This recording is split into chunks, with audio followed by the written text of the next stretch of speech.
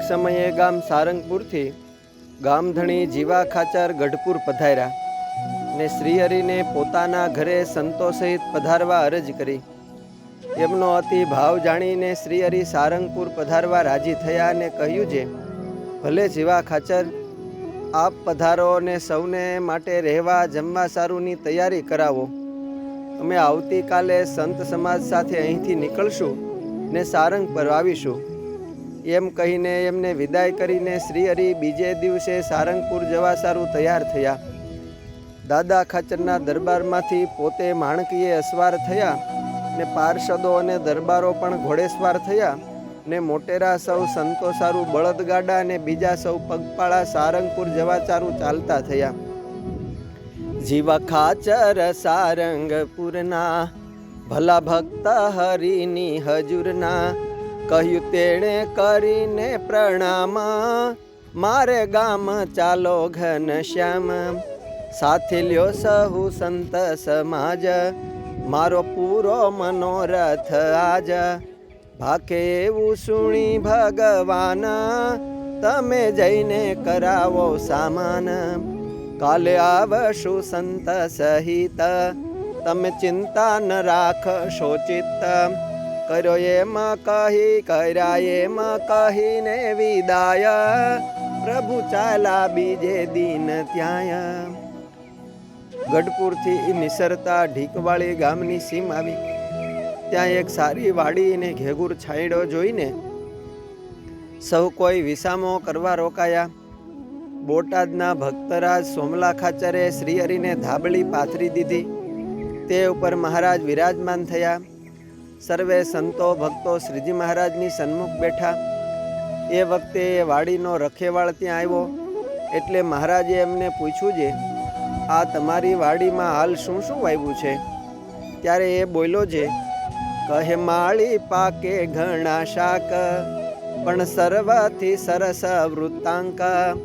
મીઠા હિના વૃતાક જેવા, બીજે ક્યાંય થતા નથી તેવા.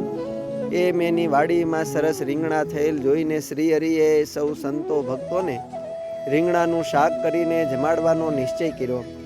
ને એ વાડીના રખેવાળને કહ્યું છે, અમને સૌ સંતો ભક્તોને આજ સારંગપુર જમાડવા છે, તો 1 મણ રીંગણા જોઈએ છે.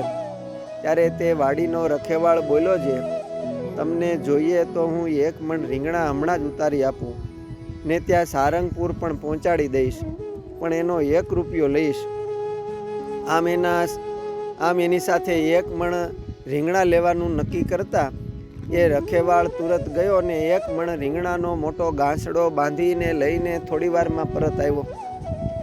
બનવા જોગ એ વખતે ત્યાં હાજર કોઈ પાસે એ વાડીના રખેવાળને રીંગણાનું મૂલ ચૂકવવા સારું રોકડ હતી નહીં. વળી એ વાડીનો રખેવાળ પણ એનું મૂલ લીધા વગર રીંગણા આપવા તૈયાર નહોતો. એ વખતે શ્રીહરિ તો ઘોડીએ ચડીને ચાલવા તૈયાર થયા.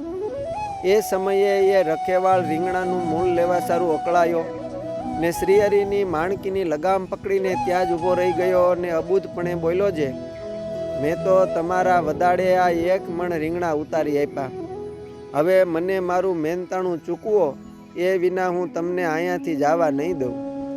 માગ્યો તેણે ત્યાં રૂપિયો એ કોઈ પાસે હતો નહીં તે.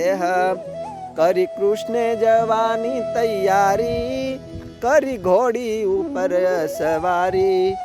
મૂર્ખ માળી લાગ્યો અકળાવા, મૂળ લઈશ ત્યારે દેશ હું જાવા. એ જોઈને સંતોએ શ્રીહરિને કહ્યું છે, મહારાજ, આ ખેડૂતો ભારે આકરો છે. એ તો આ રીંગણાના નાણાં ચૂકવા વગર ચાલવા નહીં દે કે શું?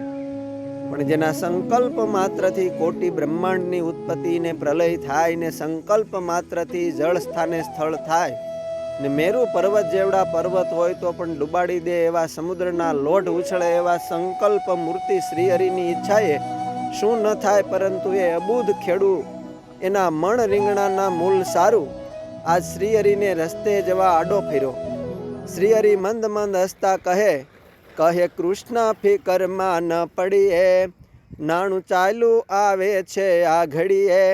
ભક્ત બોટાદના જણ બેય, મૂળચંદ કેશવ જીતેય ઉઘરાણી તે ગામડે કરવા હરી ઈચ્છાએ ત્યાં આવ્યા ફરતા જાણ્યું છે અહીં શ્રી મહારાજ કોડે આવ્યા દર્શન કાજ પ્રભુપદ 5 રૂપિયા ધરી પગે લાગ્યા દંડવટ કરી. એ જ સમયે બોટાદના મૂળચંદ ને કેશવજી બેઉ પોતાના ધંધા વ્યવસાયના કામે ત્યાંથી નિસરા ને પોતાના ઈષ્ટદેવ શ્રી હરિ ત્યાં બાજુમાં પધાર્યા જાણીને અતિ મહિમાએ બેઉ ત્યાં પ્રભુના દર્શને પધાર્યા.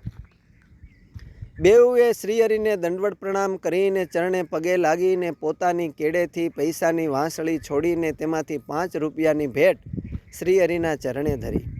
સૌ કોઈ અચરજ પામ્યા જે શ્રી હરિએ આજ પ્રગટ પ્રમાણ પરચો પીરો.